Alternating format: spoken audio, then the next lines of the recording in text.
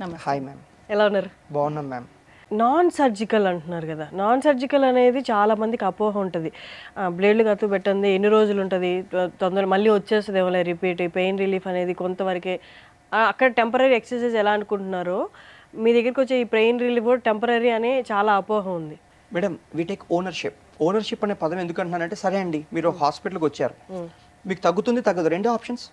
తగ్గింది అనుకోండి, జీవితంలో ఒక సొల్యూషన్ బాగుంటుంది, పక్కన వాళ్ళకి వెళ్ళి అరే అక్కడికి వెళ్ళిన ప్రాణ పెయిన్ క్లినిక్కి నాకు విలువ ఉంది, తగ్గింది, మంచి డాక్టర్, నువ్వు కూడా వెళ్ళు లాంటి కామెంట్స్ వస్తాయి. దానికోసమే కదండి మీరు నేనైనా పాకులాడేది, రైట్? తగ్గలేదు అనుకుందాం, వీళ్ళంతా వీళ్ళు చేసుకునేది కాదు, మళ్ళీ డాక్టర్ నిలబడి చేయాలి. We don't disown people. తగ్గకపోతే ఎవరు చేస్తారు? మేమే చేస్తాం తిరిగి. అట్లాగా పేషెంట్ ఒక దగ్గర వదిలిపెట్టి వెళ్తాము. ఇట్ కెన్ బి ఇక్కడ మా దగ్గర డాక్టరు, డైటీషియన్, ట్రైనరు, ఫిజియోథెరపిస్ట్ కలిసి పనిచేస్తారు. అట్లాగే వీళ్ళకి పెయిన్ రిలీఫ్ వచ్చాకనే కదా వెళ్తాము. మా 4 గోడల మధ్య అవ్వకపోతే అది పొటెన్షియల్ టు సర్జరీ కేసు అవుతుంది. మాకు వచ్చేవన్నీ మోస్ట్లీ క్రానిక్ పెయిన్స్, ఇయర్స్ కొద్దీ 10-15 ఇయర్స్ ఎక్కడికి వెళ్ళినా పెయిన్ మెడికేషన్లు, స్టిరాయిడ్లు వాడేసి ఇంకెక్కడ తగ్గకపోతే మా దగ్గరికి వస్తారు. వాటిల్లోంచి మేము సక్సెస్ తెచ్చుకుంటాం. సో వాళ్ళకి అన్నేళ్ళ పెయిన్ భరించి ఆ రిలీఫ్ వస్తుంటే వాళ్ళ కళ్ళలో ఆనందం. ఇవాళ పొద్దున్నే ఒక పేషెంట్ ని చేశాను నేను. సో అతనికి 6 years పెయిన్, అతని ఏజ్ 30 years, అంటే 24 years నుండి పెయిన్. సో క్రికెట్ ఆడుతూ బౌలింగ్ చేస్తూ అది వచ్చింది పెయిన్.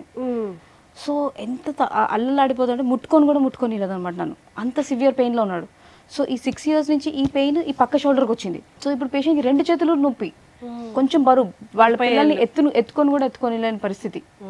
సో అంత సివియర్ టెరబుల్ పెయిన్లో తిరుగుతూ ఉంటారు. అండ్ జస్ట్ సేమ్ మళ్ళీ మందులు, కర్పూర తైలాలు, ఫిజియోథెరపీ 5 సార్లు వెళ్ళాము, 10 సార్లు వెళ్ళాము, డాక్టర్ల దగ్గరికి వెళ్ళాము, పెద్ద పెద్ద కార్పొరేట్ హాస్పిటల్ పేర్లన్నీ చూపించి వీళ్ళందరూ టాబ్లెట్లు ఇస్తున్నారు.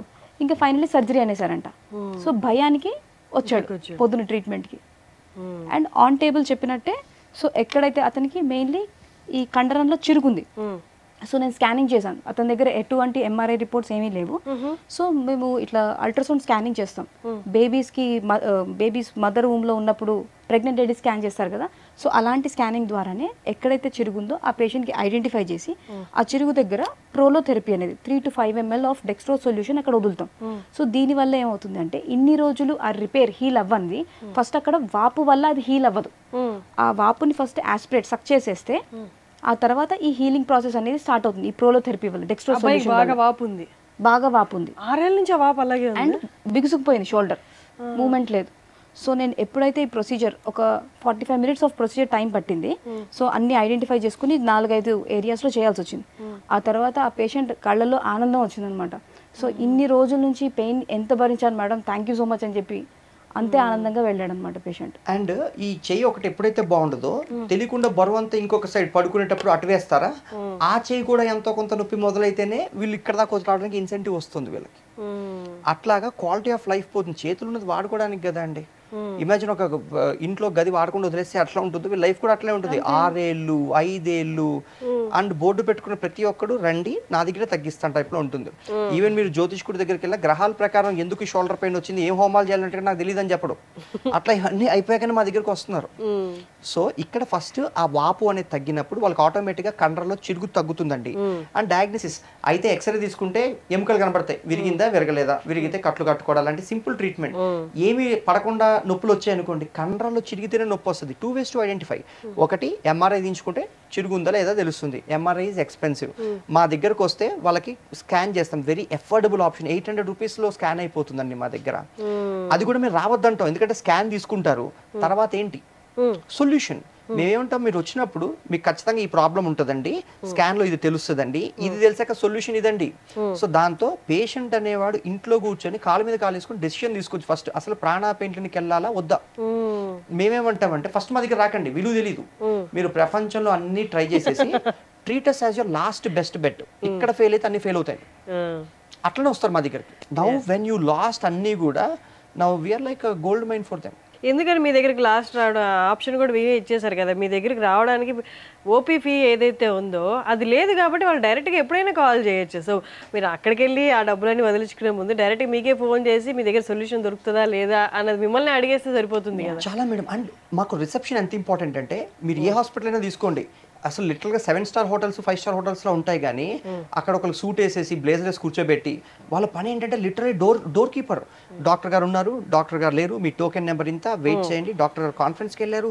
It's more like imagine a doctor speaking over a phone call. బాబు చేయలేవట్లేదా, ఎన్ని రోజుల నుంచి ఏమేమి ట్రై చేసావు, రిపోర్ట్స్ ఉన్నాయా, నీ రిపోర్ట్ పంపిస్తే. ఇప్పుడు కోవిడ్ టైంలో ఎక్కడికి వెళ్ళారండి వీళ్ళందరూ? ఫోన్ కాల్లో పనులు అయ్యేవి. మళ్ళీ వీళ్ళకి అలవాటు పాత కాలం పద్ధతులు వెళ్తున్నారు కానీ మా దగ్గర రిపోర్ట్ పంపించండి, ప్రాబ్లం డిస్కస్ చేయండి. క్వాలిఫైడ్ ఫిజియోథెరపిస్టులు ఫోన్ మాట్లాడతారు, డాక్టర్స్ ఫోన్ మాట్లాడతారు, డైటీషియన్స్ ఫోన్ మాట్లాడతారు. We have well trained staff. చూసుకొని ఇంట్లో కూర్చొని డెసిషన్ తీసుకుంటే వస్తే రండి, జస్ట్ ప్రొసీజర్ మీ దగ్గరికి రావాలంతే. అంతే. సొల్యూషన్ కోసం రమ్మంటున్నాం, not for consultations or OPDs or pain కిల్లర్లు ఇవ్వడం కోసమో లేకపోతే ఏదో దేనికోసం వి డోంట్. మా దగ్గర ఫిజియోథెరపిస్టులు ఉంటారు కానీ ఫిజియోథెరపీ కోసం ఇంత దూరం కూడా రమ్మను. దగ్గరలో ఎవరైనా పిలిచి చేయించుకో, నాకు తెలుసు దానివల్ల ఏమవుతుందో. ఎందుకంటే వచ్చే వాళ్ళు చాలా ఊళ్ళ నుంచి దూరాల నుంచి వస్తారు. జస్ట్ ఫిజియోథెరపీకి రావాలి అంటే అంత ఊర్లో దూరం అంత రాలేరు కదా. అండ్ వచ్చే వాళ్ళందరూ ఫిజియోథెరపీ ట్రై చేసేసి అన్ని ట్రై చేసేస్తారు. ఇది అది కాదు, కాపడాల దగ్గర నుంచి అన్నీ అయిపోయాక ఇంకా ఎక్కడో వెతికి ఆ టైంలో 5-6 సంవత్సరాలు పట్టాలన్నమాట. ఐ విష్ ఈ వీడియో షేర్ చేయడం ఎవరైనా చేస్తేనే ఇన్ఫర్మేషన్ తెలుస్తుంది. చాలా మంది అంటారు మాకు తెలియదండి అని. We can't be a broadcast channel కదా మ్యామ్.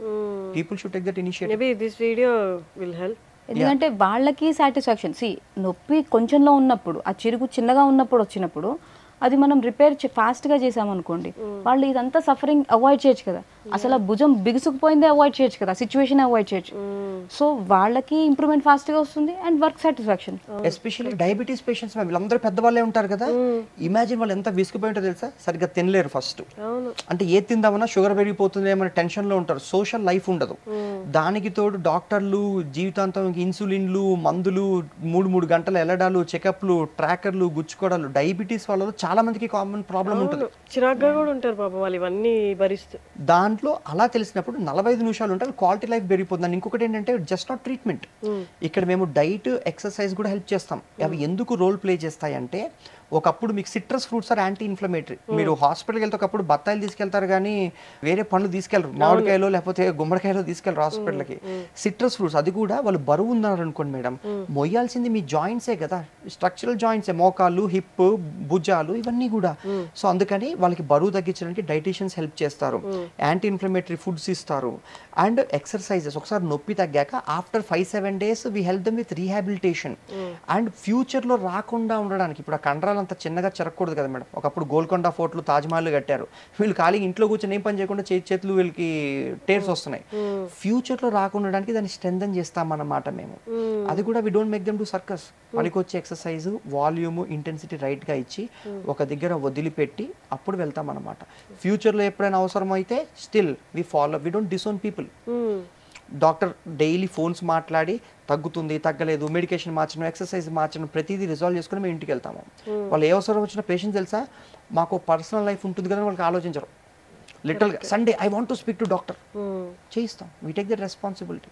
ఇప్పుడు వచ్చేదారిలో కూడా 2 పేషెంట్తో మాట్లాడే వచ్చాం. సో వాళ్ళు ఎందుకంటే వైజాగ్, విజయనగరం చాలా దూరం నుంచి ఉంటారు. And we take it like it is an important, it's a priority. వాళ్ళు ఎంతో నొప్పి ఉంటే తప్ప మాట్లాడరు కదా ఫోన్ చేసి. కరెక్ట్.